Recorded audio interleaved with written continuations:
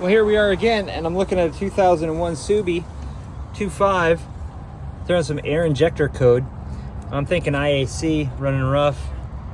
Looks pretty bad. Let's clean it out and take it out on the freeway and spank it a little bit. Also maybe clean the throttle body. I mean, I've seen better. I've seen worse. There's some of the nasty coming out of it right there. Maybe we should keep going.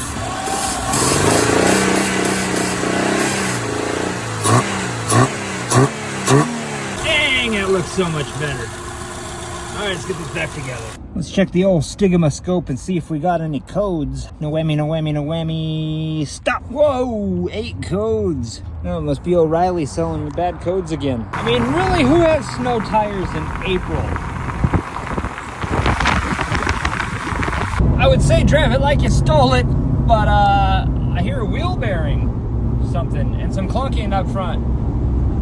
So we're gonna take a look at that. Sway bar end links are probably shot.